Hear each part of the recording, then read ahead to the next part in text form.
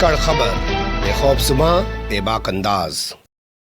धाकड़ खबर के news room से मैं आपके साथ हूं अकरम रईस खान। दिल्ली में पुलिस वालों ने एलजी के नाम का सहारा लेकर मस्जिद में अजान बंदी कराने की कोशिश की। 4 दिन बीत जाने के बाद भी उनके खिलाफ कोई एक्शन नहीं लिया गया। इसके बाद तस्वीर उभरी उत्तर प्रदेश के फर्रुखाबाद से। वहां पर सिटी मजिस्ट्रेट के ऑर्डर से मस्जिदों पर नोटिस पोस्टर चस्पा कर दिए गए कि अजान बंदी रहेगी, किसी तरीके का कोई अनाउंसमेंट नहीं होगा। वहां भी कोई एक्शन नहीं लिया गया है। सीएम के नाम को उन लोगों ने आधार बना के इस तरीके के नोटिस जारी किए थे। आपके अपने चैनल धाकड़ खबर ने फर्रुखाबाद के डीएम से कल बात करने की कोशिश की, लेकिन वो जवाब नहीं दे पाए। वो खबर मैं आपके सामने रख चुका हूं। तो जब एक्शन नहीं होता है तो कैसी चीजें उभरती हैं, वो आज इस खबर में आपके सामने रखेंगे। गोरखपुर के अंदर एक भीड़ पहुंच जाती है, मुअज्जिन जो अजान दे रहे हैं उनके साथ मारपीट की जाती है, माइक तोड़ दिया जाता है और जो लोग होते हैं वहां आसपास के उनके साथ मारपीट की जाती है। एक शख्स की हालत नाजुक है जिसको जिला अस्पताल रेफर किया गया है। पुलिस इन असामाजिक तत्वों की तलाश में लगी हुई है। इसके अलावा गाजीपुर में बताया जा रहा है अभी भी नमाज बंदी है और कन्नौज के अंदर से भी ऐसी तस्वीरें हमारे पास आ रही हैं। इस पूरे मामले को कैसे देखा और समझा जा सकता है और सरकार यानी कि जो उत्तर प्रदेश की सरकार है उसका क्या रुख आ रहा है इस पूरे मामले में, क्योंकि अब ये एक जिले तक सीमित नहीं रह गया है। खुदा करे ये यूपी के यहीं ख़त्म हो जाए, नहीं तो दिल्ली के बाद अब यूपी पहुंचा है और यूपी के बाद बहुत सारे राज्य हैं जहां पे भाजपा का शासन है। वहां भी बहुत सारी तस्वीरें उभर सकती हैं, खासकर हरियाणा में, क्योंकि हरियाणा हमेशा से खासकर उसका गुड़गांव जो इलाका है वो इन सब चीज़ों के लिए बड़ा मशहूर रहा है, खुले में नमाज पर रोक लगाने को लेकर। तो हम नज़र रखेंगे कि हरियाणा से ऐसी चीज़ें उभरती हैं या दिल्ली और यूपी की चीज़ों से सबक लेते हुए देश के गृह मंत्री अमित शाह तमाम सरकारों को एडवाइजरी कोई जारी करके सख्ती दिखाने की कोशिश करेंगे। 4 पहलुओं में पूरी खबर आपके सामने रखने जा रहा हूं। चलते हैं पहले पहलू की तरफ। दिखने लगा है पुलिस और प्रशासन द्वारा खड़ा किया गया हव्वे का असर। जी हां, हव्वा जो खड़ा किया गया है कि सीएम ने और एलजी ने ऑर्डर जारी कर दिए हैं मस्जिदों में अजान नहीं होगी, उसका असर दिखने लगा है। और खासकर असर कहां दिखा है जानते हैं? आदित्यनाथ योगी के गढ़ में यानी कि गोरखपुर में, जहाँ पे वो खुद बैठे हैं। यहाँ का एक इलाका पड़ता है सिकरीगंज थाना। सिकरीगंज थाना क्षेत्र का एक इलाका पड़ता है बनकट। बनकट में एक मस्जिद है जिसको गरीब नवाज मस्जिद के नाम से जाना जाता है। कल दोपहर यानी कि करीब 2 बजे ये यहाँ पर अजान पढ़ रहे थे मुअज्जिन जो हैं जिनका नाम अब्दुल रहमान है। तभी एक भीड़ 4-6 लोगों की यहाँ पे घुस आई, इनके साथ मारपीट करी, लाउड स्पीकर को तोड़ दिया। इनके अलावा मस्जिद में जो इमाम थे जिनका नाम जैनुल आबिदीन बताया जा रहा है, उनके साथ भी मारपीट की। हंगामा बढ़ता देख आसपास के 1-2 लोग वहाँ पे आ गए, जिसके बाद सोनू अंसारी को पीटा गया और अजमत अली को पीटा गया। अजमत अली गंभीर रूप से घायल हैं जिनको हॉस्पिटल में भर्ती कराया गया। हंगामे की सूचना पाकर पुलिस मौके पर पहुंची, लेकिन तब तक वहां से यह असामाजिक तत्व हमलावर फरार हो गए। इनकी तलाश में पुलिस लगी हुई है। क्या है पूरा मामला, इस शख्स की ज़बानी सुनिए जो खुद वहां इन लोगों का शिकार हुआ। हमारा सोनू अली है। पूरा चीज बताओ क्या हुआ है यहाँ हुआ है। पहली बात तो जो है कि यहाँ जो है परमिशन दिए थे एसओ साहब कि अजान बोल सकते हैं, 3 आदमी जो है नमाज पढ़ सकते हैं, उससे ज्यादा नहीं। तो 2 आदमी आए हैं नमाज पढ़ने के लिए। अजान जैसे ही बोले, अजान खत्म होते ही वो लोग 5-6 लोग पहले आए हैं। उसके बाद आकर के यहाँ जो है मस्जिद पर बवाल किए। फिर मैंने गेट बंद कर दिया। 5-6 लोगों का नाम क्या है? दीपक सिंह है, राजन सिंह है, और उसके बाद में जय सिंह है, बंटी सिंह है, बाणा सिंह है, और ये अदालती के लड़के भोला सिंह है, और सरवन के लड़के 2 लोग हैं। अच्छा, जिनका नाम मुझे पता नहीं है। ये लोग आए हैं। उसके बाद में जब मैं गेट बंद किया हूँ, उसके बाद ये लोग जो है बाहर से कूद के आए, गेट खोले हैं, पूछे कौन गेट बंद किया है। उसके बाद में बोले हैं हम ही बंद किए हैं। उसके बाद यहाँ पर आके सब लोग जो है हमको मारने की, गरियाने की धमकी दिए, सबको गाली बके। उसके बाद चले गए। फिर बाणा सिंह जो है सबको लेकर के आए हैं और उसके बाद में ये लोग मारना चालू किए हमको। फिर हमारे बाप अजमत अली, उन्होंने जो है हटाने की कोशिश की है, बचाने की कोशिश की है। उसके बाद सब लोग मिलके उनको मारे हैं, ईंट से मारे हैं, पत्थर से मारे हैं, मुक्के घूसे से मारे हैं। उसके बाद में मारने के बाद यहाँ पे जो है हमारे पापा का सर फट गया 2 जगह और प्लस जो पैर में फ्रैक्चर हो गया है।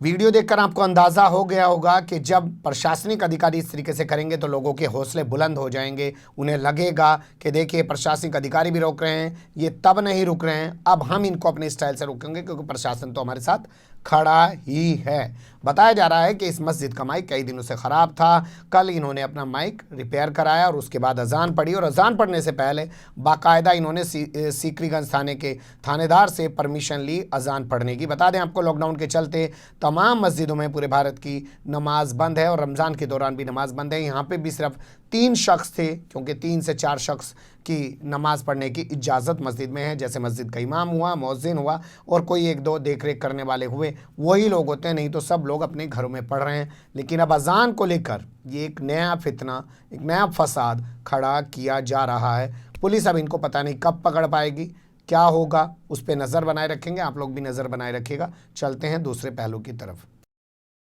अब बात कर लेते हैं साहब कन्नौज की।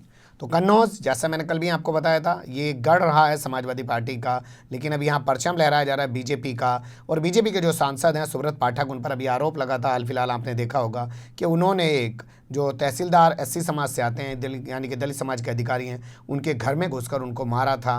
अब यहाँ से दूसरी चीज़ें उभर रही हैं।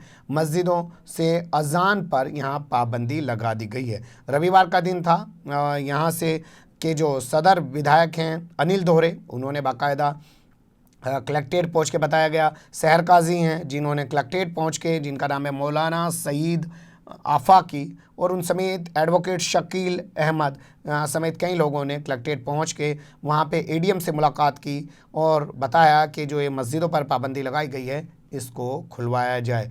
किस तरीके से उन्होंने अपनी बातें रखी है जो है वो आप उनकी ज़बानी सुन सकते हैं।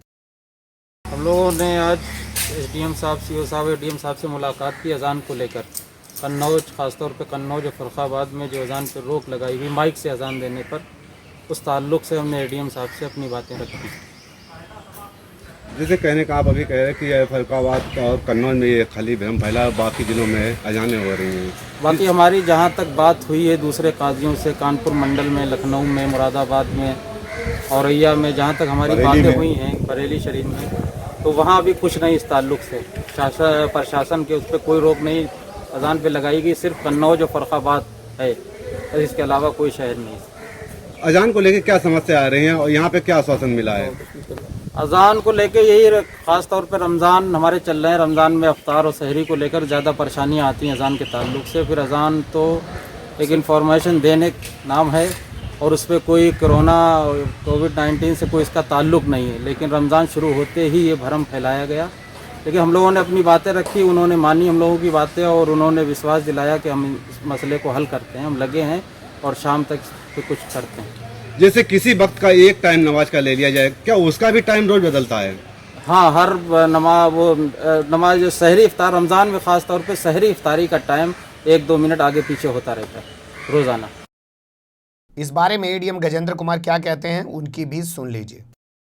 लाउड स्पीकर के माध्यम से अजान को लेकर कई जिलों में कुछ विवाद उत्पन्न हुए थे। उसके चलते ये निर्देश प्राप्त हुए कि लाउड स्पीकर के माध्यम से इस तरह की कोई संदेश या आदेश या अजान ना की जाए।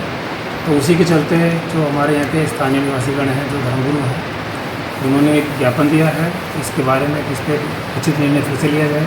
यहाँ पे बैठ के एक वार्ता भी की गई है, उनका ज्ञापन ले लिया गया है। उसकी निहित प्रक्रिया के तहत उसको ज्ञापन उनको भेजा जाएगा और जो भी जैसे निर्देश प्राप्त होंगे तदनुरूप कार्रवाई की जाएगी।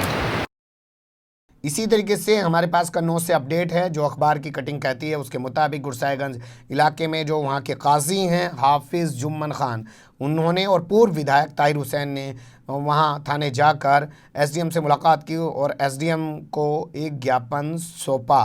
एसडीएम जो बताए जा रहे हैं वो छिबरा मऊ के एसडीएम हैं और उनसे कहा कि ये जो अजान पे पाबंदी लगाई गई है इसको खुलवाया जाए, इसमें छूट दी जाए। इसी तरीके से एक इलाका वहाँ का पड़ता है समधन, वहाँ के बीजेपी के अल्पसंख्यक मोर्चा के ज़िला अध्यक्ष हैं जिनका नाम बताया जा रहा है अफजालुर रहमान।